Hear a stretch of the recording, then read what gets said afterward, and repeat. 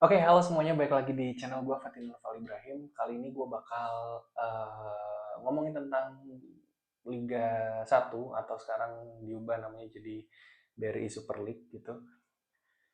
Eh Sebenarnya nggak banyak karena gue nggak terlalu ngikutin juga ya. Gue pun ngikutin karena ada tim gue di situ yaitu Persib Bandung. Jadi kemungkinan kedepannya kita bakal kurang lebih bakal sering bahas tentang Persib Bandung lah karena itu satu-satunya tim yang gue ikutin di Super League. Mungkin kedepannya gue bakal ngikutin tim-tim lain, tapi ya let's see lah bagaimana kedepannya gitu. Nah, untuk Persib Bandung tadi sendiri melawan Semen Padang gitu, gue cukup puas dengan penampilannya, bener-bener melampaui ekspektasi gue gitu. Karena kalau dibandingkan dengan musim lalu, sebenarnya gue cukup khawatir karena banyak banget yang di yang dibuang gitu, nggak dibuang juga sih, lebih kepada regenerasi gitu ya. Ciro Alves, semua pilarnya bener-bener hengkang semua gitu, dari belakang sampai depan. Banyak banget. Papa Victor di uh, hengkang, terus gue nggak tahu Ahmad Jufrianto masih main atau enggak. Tapi yang jelas Victor sama Ahmad Jufrianto itu salah satu tidak mendapat menit bermain yang banyak karena mungkin sudah usia gitu ya, tapi suara mereka luar biasa didengar gitu di ruang ganti, dan dan itu adalah salah satu hal yang membuat konsistennya lini belakang Persib gitu beberapa musim ke belakang gitu ya. Uh, Lalu di tengah juga kehilangan cukup banyak pemain. Salah satunya mungkin yang paling jelas ya Teheran Del Pino gitu ya. Uh, Salah satu nomor 10 mungkin yang terbaik yang pernah dimiliki oleh Persib gitu, sangat tajam gitu, hengkang. Lini depan apalagi lebih kerasa karena Ciro hengkang, terus DDS sang predator juga juga hengkang gitu. Jadi gue cukup khawatir dengan banyaknya pilar yang hengkang gitu.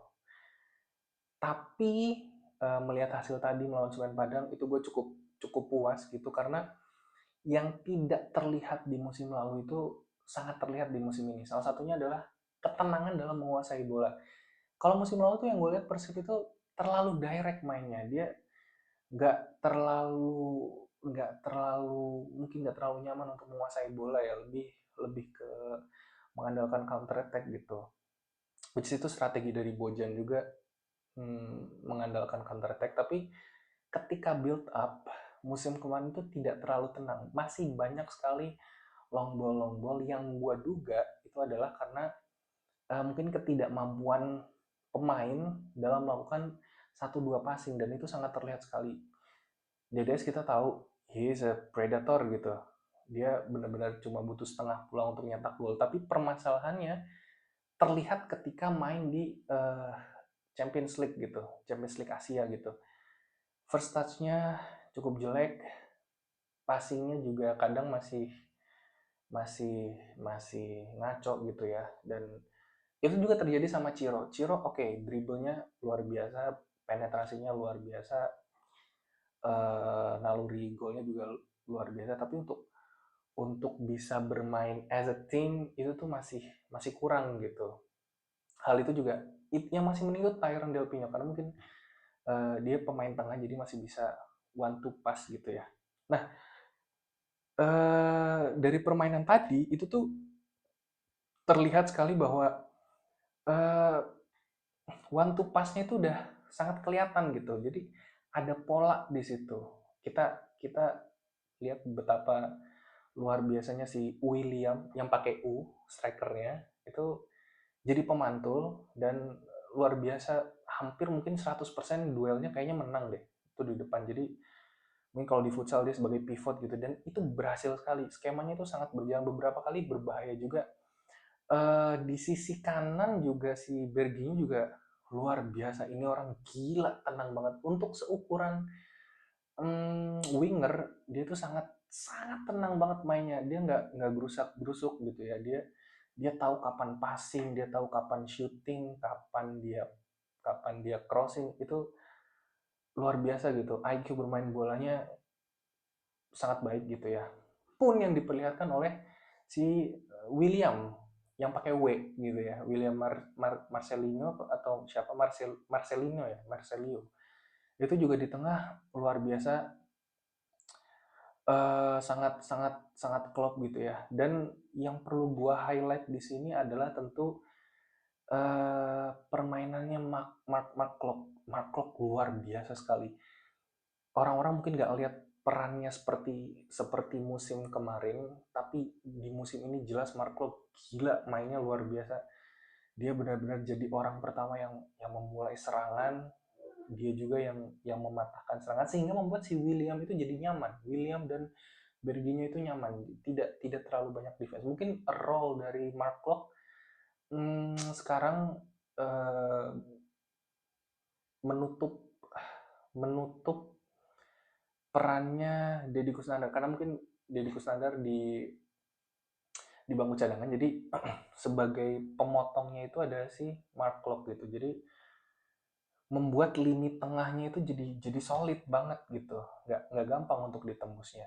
Terus lini belakang juga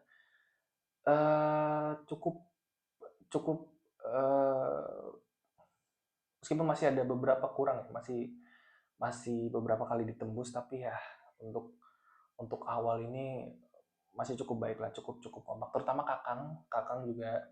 Dan ini menariknya musim, ya sebenarnya udah dari musim lalu sih. Cuma musim ini dipertegas lagi oleh Bojan bahwa memang skemanya adalah sepertinya yang gue duga adalah memang sisi yang sebelah kanan itu lebih defensif, sehingga yang menyerang itu di sisi kiri si Ferran Putros ya yang dari Irak itu, sehingga ketika ada serangan Kakang ditarik jadi back tengah gitu.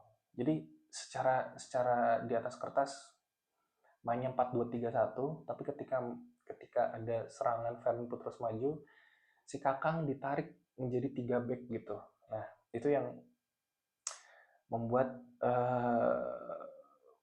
lini belakang cukup solid karena memang Kakang secara overlapping tidak terlalu bagus crossingnya, ya karena memang posisinya dia bukan sebagai fullback kanan gitu, sebenarnya dia lebih lebih ke center back gitu ya. Satu nama juga yang perlu gua mention di sini adalah si Guano Sea itu, wah itu luar biasa juga. Salah satu pemain yang klop banget dengan klop itu ya Guano Sea ini, karena nyawa Persib tuh jadi ada gitu. Itu bener-bener ngasih warna, dia bisa shooting, dia bisa bahkan tadi sempet trupasnya itu hampir hampir banget dimaksimalkan oleh Berginho, tapi masih bisa ditepis. Anyway, syarat buat kipernya Semen Padang itu luar biasa itu, beberapa banyak banget save yang dilakukan gitu ya. Overall mainnya luar biasa. Febri Bow akhirnya dia kembali. Nah, ini yang pengen gue lihat dari Febri Haryadi ini tuh, itu dia lebih baik dia cut inside aja udah, nggak usah main melebar, karena kelebihannya dia tuh memang di speed jarak pendek, sprintnya itu bagus, tapi kalau untuk menyisir itu gue tidak terlalu tidak terlalu yakin gitu ya dengan Febri Haryadi. Tapi terbukti jelas ketika dia cut inside, dia punya, ya memang dia syutingannya memang bagus gitu dari dulu. Ya, itu yang harus dimanfaatkan. Dia harus bisa cut inside ke tengah, itu yang dibutuhkan gitu oleh Persib yang musim kemarin itu sisi sebelah kirinya itu nggak terlalu kelihatan gitu ya. Mengandalkan hanya Rezaldi Hanusa tahun tahun kemarin gitu atau musim kemarin. Jadi adanya Febri di sisi kiri itu membuat Persib lebih hidup. Beckham Putra juga main luar biasa, padahal dia bukan di posisi aslinya, tapi ini orang gila, bener-bener kontrolnya oke. Mungkin meskipun ada beberapa decision yang salah, tapi ya wajar, dia masih muda, tapi overall dia main luar biasa sekali. Terus tadi uh, yang masuk itu Sadil Ramdhani masih kelihatan gugup sepertinya, karena ya mungkin menitnya tidak terlalu banyak ya, jadi tapi dia secara defense oke, sudah mulai kelihatan dia bisa bantu defense, uh, bisa mengganti peran dari Ciro yang season kemarin secara defense tidak terlalu bagus gitu ya. Sadil bisa track back ke belakang, jadi oke lah Sadil Ramdhani. Overall gue puas sekali dengan Persib.